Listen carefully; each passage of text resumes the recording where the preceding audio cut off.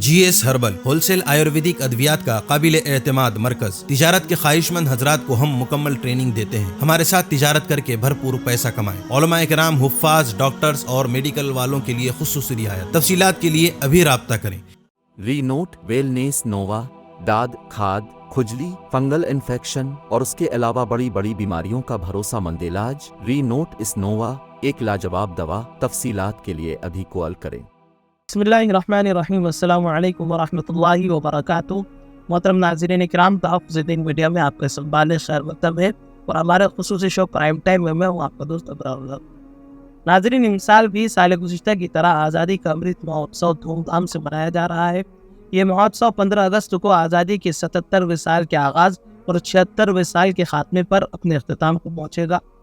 اس بار میری مٹی میرا دیش کا نعرہ دیا گیا ہے۔ یہ نعرہ یقیناً اس ملک کے ہر شہری کی آواز ہے، ان شہریوں کی بھی آواز ہے جنہیں بار بار کہا جاتا ہے کہ پاکستان چلے جاؤ، اور ان شہریوں کی بھی آواز ہے جن کے اہل خانہ برہنہ کر کے سڑکوں پر اٹھائے جاتے ہیں، اور ان شہریوں کی بھی آواز ہے جن کی زبانیں اس وقت بھی ہمارے خوف کے بند رہتی ہیں جب ان سے وہ سارے حقوق چھین لیے جاتے ہیں جو انہیں اس ملک کا آئین، جس کی ماٹی سے انہیں پیار ہے اور جو ان کا اپنا پیارا دیش ہے، فراہم کرتا ہے۔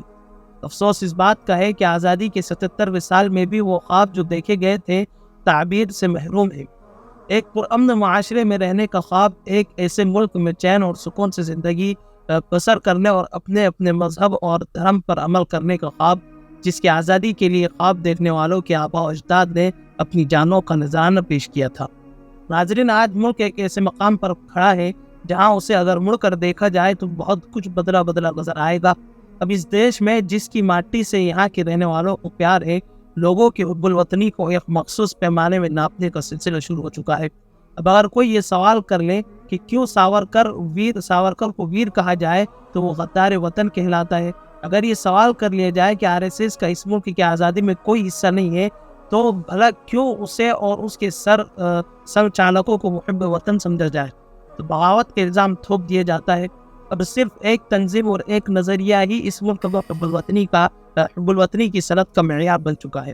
ہر گھر پر ترنگے کا پیغام یقیناً قابل تحسین ہے، لیکن اس پیغام کے ساتھ صرف ایک رہنما کا پرچار اور صرف ایک پارٹی کا تذکرہ ان سارے رہنماؤں اور ان ساری جماعتوں کے جنہوں نے ملک کو آزاد کروانے کے لیے سب کچھ قربان کر دیا تھا، خدمات پر پانی پھیرنے کی مصداق ہے، بلکہ ان کی توہین ہے۔ جیسے سال گزشتہ PM نریندر مودی کے کارناموں کی جے کار کے ساتھ جھنڈا وندن کیا گیا تھا، ان سال بھی اسی طرح PM مودی کے عظیم کارناموں کا گنگان ہے۔ آزادی کی تقریبات کو ایک شخصیت اور ایک پارٹی سے جوڑ دیا گیا ہے، ان سفید شرٹ اور خاکی پتلون پہننے والوں سے جنہوں نے اپنے ہیڈ کوارٹر پر 52 سال تک کے ترنگا نہیں لہرایا۔ ترنگا پریم یوں اوت کر ان کے پاس آیا، ایسے لوٹ کر آیا جیسے کہ ان سے بڑا محب وطن نہ کوئی ہے اور نہ کبھی کوئی تھا۔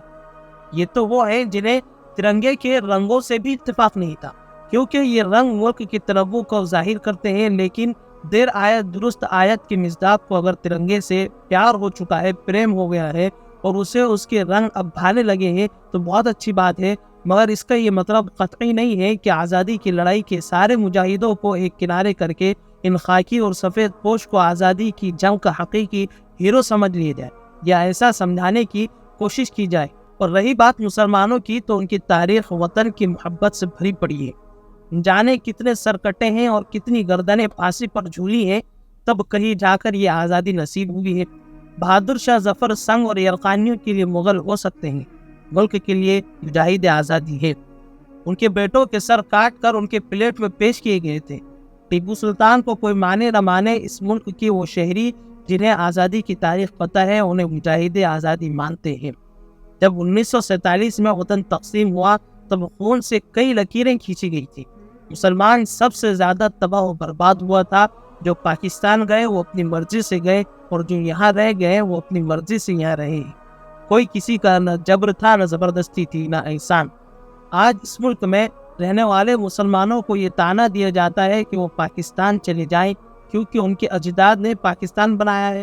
یہ طعنہ دینے والے سن لیں کہ اس ملک کو آزاد کرانے میں مسلمان پیش رہے ہیں، اور ان کا اس ملک پر اتنا ہی حق ہے جتنا کسی اور شہری کا، اور ان سے تو زیادہ ہی حق ہے جن کا وطن کے لیے آزادی کی لڑائی میں کوئی کردار نہیں تھا۔ یہ مسلمان اس ملک کو اپنا دل سمجھتے ہیں اور اس ملک کی مٹی سے پیار کرتے ہیں، وہ یہی رہیں گے، انہیں کوئی یہاں سے نکال نہیں سکتا ہے۔